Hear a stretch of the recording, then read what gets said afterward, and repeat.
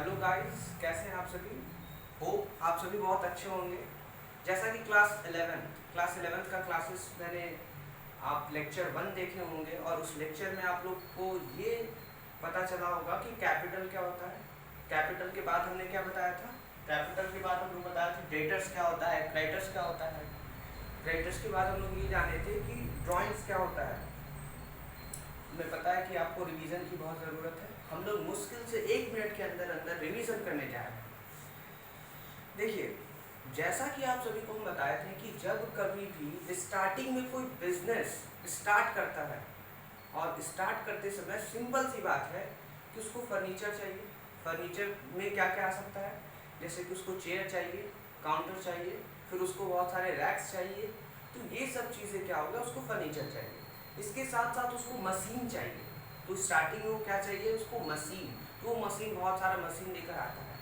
Machine और furniture से ही काम नहीं हो पाएगा, अलग से उसको कैश भी चाहिए बिजनेस को चलाने के लिए। मतलब कि स्टार्टिंग में जब कभी भी हम लोग मशीन के बाद फर्नीचर के बाद कैश, ये तीनों चीज़ और भी स्टार्टिंग में, और भी कोई भी चीज़ हम स्टार्टिंग में बिजनेस में जो इन्वेस्ट करते हैं, जो हम इन्वेस्ट करते हैं, उसी को क्या कहते हैं हम लोग, कैपिटल कहते हैं बिजनेस की लैंग्वेज में, अकाउंटेंसी की लैंग्वेज। ठीक है, जैसे एग्जांपल हम आपको कल ये ऐसे दिए हैं कि ये आपका बिजनेस है। ठीक है, बिजनेस को भी हम इस तरह बनाते हैं कि थोड़ा सा कुछ आपको अटपटा लगे। तो ये आपका बिजनेस है, यहाँ मैंने लिख दिया कि ये आपका बिजनेस है। बिजनेस के बाद देखिए, आप स्टार्टिंग में इसमें कैश लगा रहे हैं, कैश के बाद आप मशीन लगा रहे हैं, मशीन के बाद आप इसमें फर्नीचर लगा रहे हैं। तो स्टार्टिंग में जो आपने इन्वेस्ट किया ये तीनों चीज़, और भी चीज़ जो अलग से आप इन्वेस्ट करेंगे, सभी चीज़ों को कहा जाएगा कैपिटल।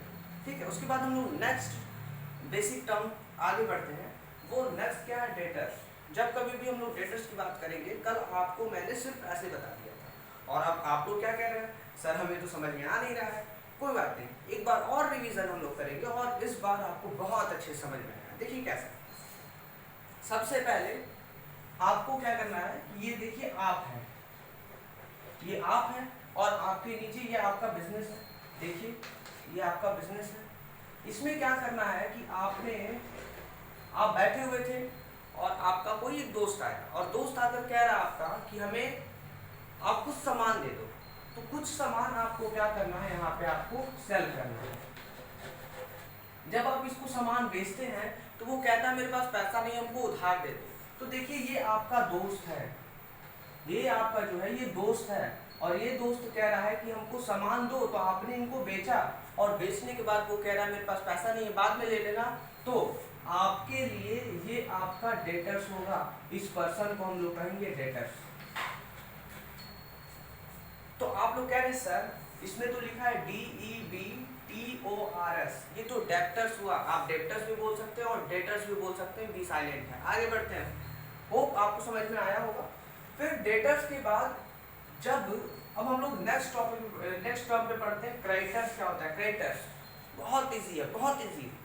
यहाँ पे आपने सामान अपने दोस्त को बेचा और यहाँ पे आप क्या कर रहे हैं, मान लीजिए आप सामान बेचने के लिए सामान खरीदते हैं, वो भी कहाँ से, कानपुर से। कानपुर में जो वो सामान आपको देता है, जो भी आपका पार्टी है जहाँ से आप सामान खरीदते हैं, तो वहाँ से आपने क्या किया, आपने उसको कॉल किया और वो आपको सामान दिया और आपने बोला कि पैसा हमसे बाद में लेना। मीन्स आपने सामान मंगाया कानपुर से, उस आदमी से आपने कहा कि पैसा बाद में लेना, सामान हमको दे दो। तो आपका ये सामान देखिए आ गया, पर जो आपका कैश आपको जो देना चाहिए था, आप अभी कैश नहीं दिए हैं।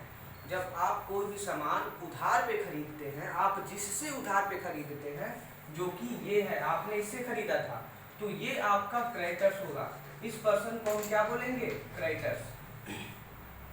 ठीक है, तो जैसा कि डेटर्स आपको पता चल गया, जिसको हम उधार पे बेचते हैं दैट इज डेटर्स, और जिससे हम उधार से खरीदते हैं वो पर्सन हमारे लिए होता है क्रेडिटर्स। क्यों, क्योंकि वो हमको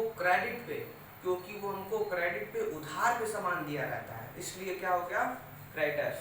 चलिए, इसी के साथ साथ आप थोड़ा सा स्माइल देते रहिए। क्लास चल रही है, क्लास चलने के साथ साथ आपको स्माइल देना चाहिए, मुस्कुराते रहिए और फिर उसके बाद पढ़ते रहिए। ओके फाइन, हम लोग आगे बढ़ते हैं। इसके बाद हम लोग क्या करेंगे, डेटर्स हो गया, क्रेडिटर्स हो गया, ड्राइंग्स।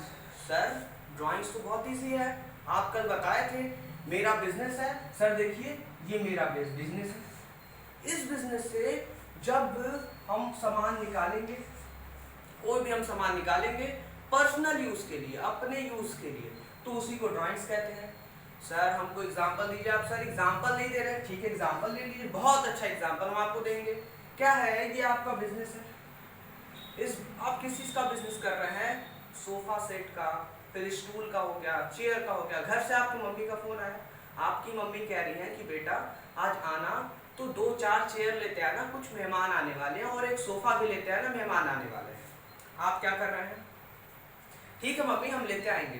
फिर आप सोच रहे हैं कि घर का सामान है, घर में देना, ठीक है, आप एक घर में आप सोफा सेट आपने घर में पहुंचवा दिया, तो ये आपका पर्सनल यूज है, तो इसको आप ड्राइंग्स के नाम से आप अपने बिजनेस में लिखेंगे। हो आपको बहुत अच्छे से समझ में आया होगा। स्माइल देते रहिए और क्लास करते रहिए। ओके फाइन, नेक्स्ट हम लोग आते हैं एसेट्स पे। सर एसेट्स तो बहुत आसान है, हमको पता है, जब आप सब कुछ इतने आसानी से बता दिए, एसेट्स तो और आसान है। एसेट्स और liability with in 1 minute, 1 minute के अंदर अंदर हम लोग सीखने वाले हैं एसेट्स और लायबिलिटी। देखिए एसेट्स क्या होता है, हमारे बिजनेस में कोई भी ऐसा चीज, हमारे बिजनेस में कोई भी ऐसा चीज जब हम उसको बेचेंगे, जब हम उसको बेचेंगे तो हमको उससे पैसा मिलेगा, उसको एसेट्स कहते हैं। जैसे एग्जांपल, हमारे बिजनेस में आपके पास काउंटर है, चेयर है, आप अगर काउंटर को बेचते हैं तो आपको पैसा मिलेगा।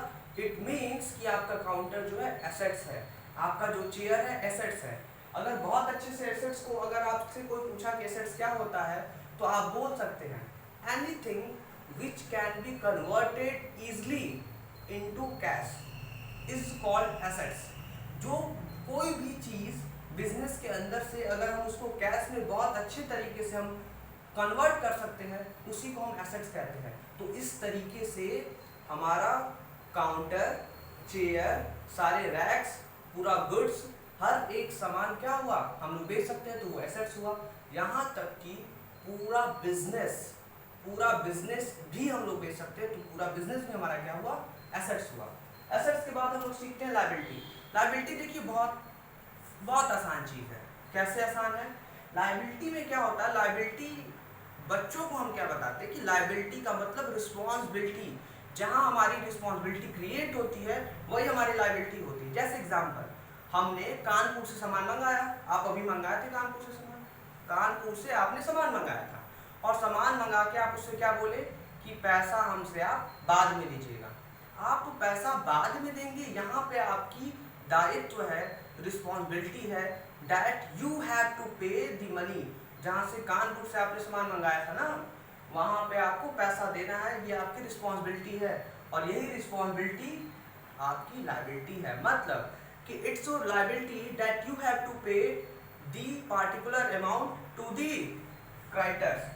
आप अपने बिजनेस से जो सामान मंगाए थे, आपका ये रिस्पॉन्सिबिलिटी बनता है कि आपको क्या, क्रेडिटर्स को पैसा देना है, उसी को क्या कहते हैं हम लोग, लायबिलिटीज।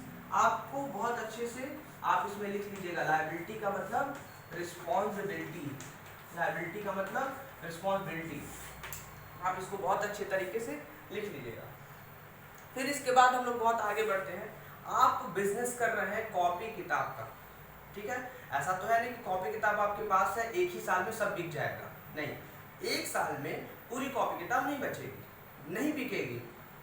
क्या है कि आप बिजनेस किए, आपका पूरा 1 साल हो गया, 1 साल होने के बाद आपका बहुत सारा सामान बचा हुआ है, तो जो आप सामान रखे हुए हैं आप उसको बेचेंगे, अगले साल बेचेंगे आप उसको, जो सामान रखे हुए, तो जो सामान आप रखे हुए होते हैं उसी को कहते हैं हम लोग इन्वेंट्री या स्टॉक।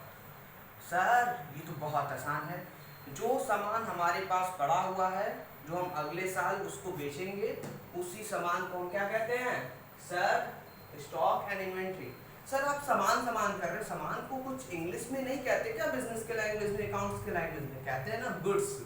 जो हमारे पास गुड्स है, गुड्स का मतलब सामान, तो जो हमारे पास गुड्स है जो गुड्स हमको बचा हुआ है जिसको हम बेचेंगे अगले साल या इस साल, उसी को कहते हैं स्टॉक और इन्वेंट्री। इन्वेंट्री भी कह सकते हो और स्टॉक भी कह सकते हैं। प्रॉफिट बहुत आसान है। प्रॉफिट आपने 2 लाख बिजनेस में लगाया, 5 लाख आपने कमाया, जो 3 लाख एक्स्ट्रा कमाया वो आपका प्रॉफिट। लॉस क्या होता है? लॉस का मतलब ये कि आपने जितना पैसा लगाया है और प्रॉफिट उतना हुआ नहीं और कम हुआ है। जैसे आपने बिजनेस में 5 लाख रुपीस लगाया और 5 लाख रुपीस की जगह आपको क्या 3 लाख रुपीस सारा सामान बेचने के बाद मिला। आप कह रहे मैंने 5 लाख रुपीस लगाया, हमको मिला 3 लाख रुपीस, तो 2 लाख रुपीस आपका नुकसान हो गया, उसको हम क्या कहेंगे? लॉस। एक्सपेंस की बात करेंगे तो एक्सपेंस कुछ नहीं होता, बिजनेस को चलाते समय जो कुछ खर्च लगता है उसको हम लोग कहते हैं एक्सपेंस। आप कह रहे सर ये बैड डेब्ट बता दीजिए, बैड डेब्ट बता दीजिए, बहुत मजा आएगा। बैड डेब्ट, आइए बैड डेब्ट के बारे में बात करते हैं।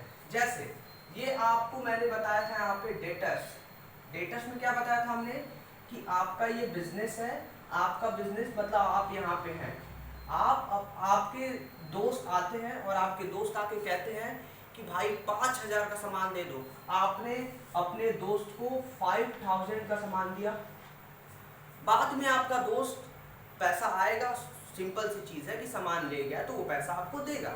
आप फ़ोन किए कि भाई पैसा दे दो, आपका दोस्त आता है कहता है कि भाई तुमने 3000 हमसे ले लो, 3000 ले लो और सही बता रहे 2000 हम नहीं दे पाएंगे, भाई हमको माफ़ करना, हम नहीं दे पाएंगे। आप कह रहे कि 5000 का हम उधार दिए थे, इसको हमको दिया कितना 3000, 2000 ये नहीं देगा, मतलब कि जो 2000 आपको नहीं देगा वो हो गया बैड डेब्ट। मतलब कि क्या है, आइए आपको बहुत बड़ी चीज़ बताते हैं। बहुत बड़ी चीज़ आपको क्या बताते हैं कि देखिए जब हम डेटर्स लिखते हैं, जो डेटर्स आप ये अपने बिजनेस से आप ये थे, आप अपने दोस्त को 5000 का उधार दिए थे, तो इस डेटर्स को आपको करना क्या है, पीछे से ORS हटाना है। तो ये देख रहे हैं डेब्ट, आपका ये दोस्त 5000 की जगह आपको कितना दिया, सिर्फ 3000, तो बाकी जो 2000 है वो आपको क्या कह रहा है कि हम नहीं देंगे, तो वही आपका जो 2000 है वो क्या बन जाएगा, बैड डेब्ट। सो इसी के साथ आप बहुत अच्छे से इसको लिखिए। अगर आपके पास बुक है तो आप इसको नोट्स बना लीजिए, वैसे मैं आपको नोट्स प्रोवाइड कर दूंगा। इसी के थ्रू नेक्स्ट वीडियो में मैं इन सभी चीज़ों को बहुत अच्छे तरीके से लिखाया आपको दे दूंगा।